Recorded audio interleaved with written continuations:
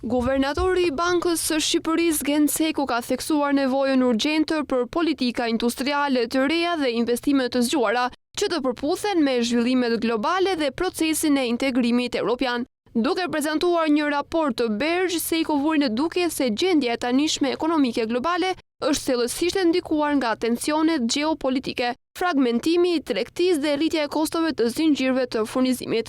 This year's report highlights the increasing complexity and strategic rebound of industrial policies as a tool to address structural changes in both advanced and developing economies on their own, as we face a completely different global reality.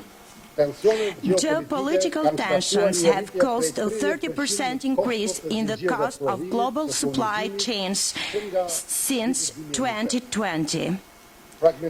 According to World Trade Organization, fragmentation has reduced the global trade flow by 5.4% in 2023.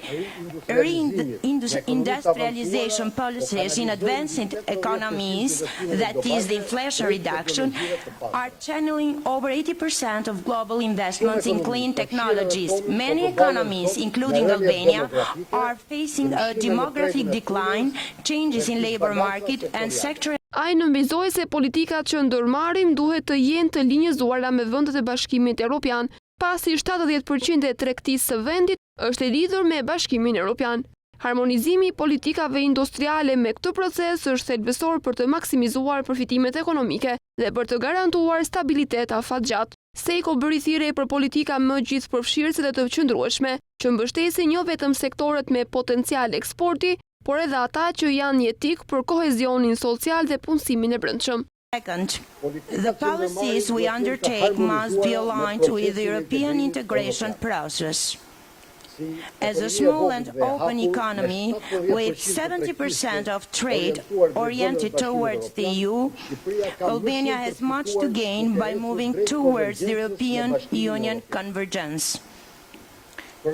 Moreover, membership in SEPA brings us closer to European markets and reduces international transaction costs by 30%. Third, we should ensure inclusion and sustainability.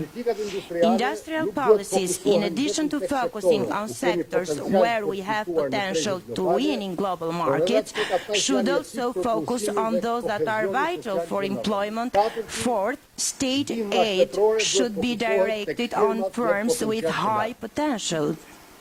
Data show that new and dynamic firms are the main drivers of employment and innovation. Policies aimed at stimulating them, such as loan guarantees, subsidized interest loans, or government-backed venture capital funds, can make. Drejtoresha e zyrës së Bergj në Shqipëri, Ekaterina Solovova, deklaroi se Banka Evropiane për Rindërtim dhe Zhvillim do të vijojë të mbështesë Shqipërinë në rrugtimin e saj drejt Bashkimit Evropian, jo vetëm përmes financimeve, por edhe përmes asistencës teknike. Solovova bëri të ditur se bordi i Bergj ka miratuar strategjinë e re 5 vjeçare për Shqipërinë, e cila ndërtohet mbi angazhimin shumë vjeçar të institucionit në vend. Bordi ynë miratoi strategjinë e re 5 vjeçare për Shqipërinë, e cila bazohet në angazhimin tonë në Shqipëri gjatë periudhës strategjike, me afërsisht 900 milion euro financime dhe asistencë teknike, dhe synon të mbështesë progresin e shpejtë të Shqipërisë drejt anëtarësimit në Bashkimin Evropian. Sipas saj, strategjia është plotësisht e harmonizuar me objektivat globale të Bergj dhe është përshtatur me prioritet dhe nevojat specifike të Shqipërisë.